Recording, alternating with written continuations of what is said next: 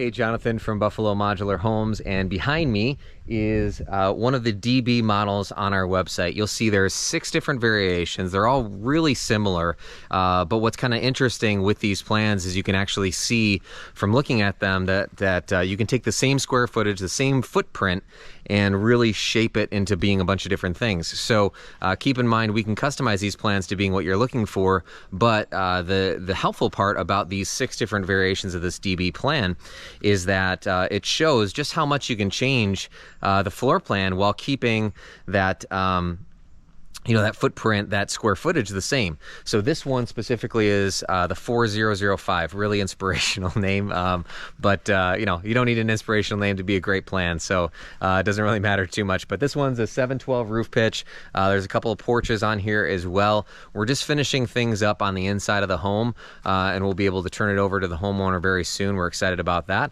But let's take a walk through and just kind of look at the property together. So like I said, the 712 roof pitch really helps out a lot in kind of dressing things up quite a bit. You take a 512, which would probably be, well, not quite where that porch roof is, but maybe halfway between here, and it really changes the way that you look at this house. So there's a side entrance, front entrance. This will be kind of their front door space here, because we're, don't really need a front entrance specifically. There's not curb appeal is not really the issue here. It's more so just whole house appeal on this one. But I think that the porches really add quite a bit to this. The high roof pitch adds quite a bit to this in terms of personality. So just walking around the back, watch my step. So you can see they got another porch off the back here, covered porch with a shed roof on this one. This is a gable roof on this one. And this one will be nice, just, big enough for a couple chairs or, table and chairs, what have you. And they'll do some steps down from there as well. So interesting piece on this one specifically is this basement, this grading is such that it probably could have done a walkout basement if they wanted to. Homeowner didn't want to. That wasn't something they were interested in.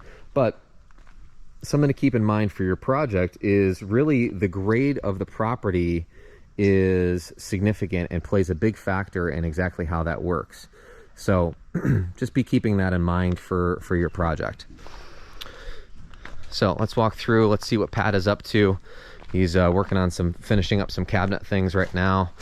So we'll get a chance to see him in action here.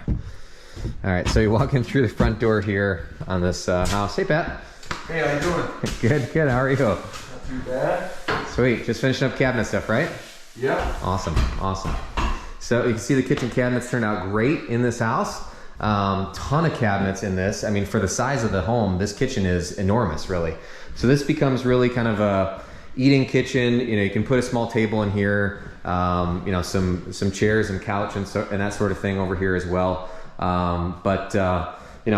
got to figure out how you're going to make something like that work when you're looking at a smaller footprint. How exactly do we want to lay it out? What makes sense? Like I was saying, this is part of the advantage of those DB models. There's so many variations to them. There's 6 different variations on there. And plus we can customize things. The point is to really show you the variety of ways that you can get into the same square footage and keeping the same footprint, the same size home, and you can really change things around quite a bit. This is this will be kind of a guest bedroom here. It's just a couple that's moving into this home, no kids or anything like that. Closet over here. Pretty big closet, actually. Okay. And then we come out and you have your hall bath and laundry space here. That'll be closed off with the doors, obviously. This on the floor plan, I believe this is actually a door, this window. But it just didn't really make sense for the homeowner based on how they're going to use it. So we just turned it into a window, keep some natural light in here. Plus, interestingly enough, just the way that this house is kind of laid out and designed, this is actually the only window on the front of the house. So if this was, if the street view mattered a lot more, I would, we'd probably be thinking a little bit more about the window count on the front of the house to really dress it up. Toilet install still needs to be done. Countertops still need to be done. And then obviously the backsplash and things like that need to be done. Here's your shower surround. Just a simple shower surround here. Okay. Space for future shelves or something like that if they wanted to put that in. It's just a little, you know, could have been closed off. They wanted to keep it open so that way you can put in shelves or something like that in the future. Obviously, countertops still need to go in here. All the hardware is in on the cabinets and that, but looks great. Looks really great.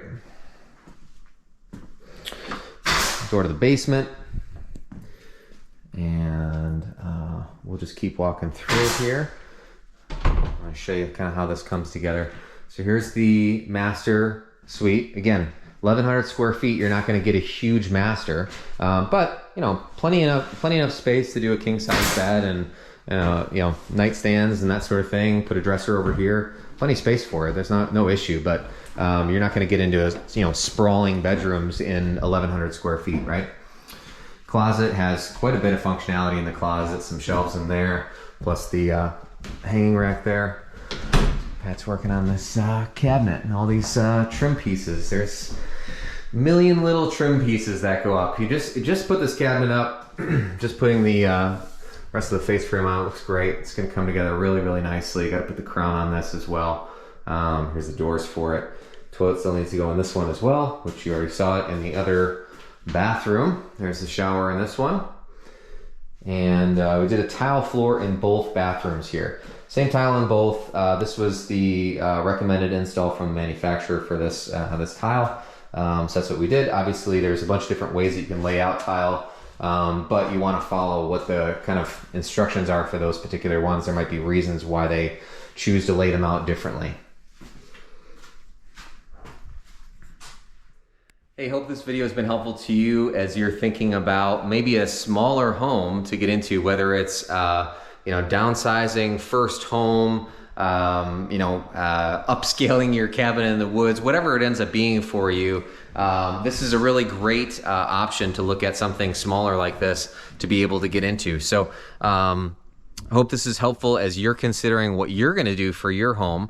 You know, is 1,100 square feet big enough for you? Is it not? That's really a question for you to answer. And that, so, you know, the point of these videos is to show you these things, help you digest them, help you understand what you're looking at, so you can figure out what you might want to do for your project.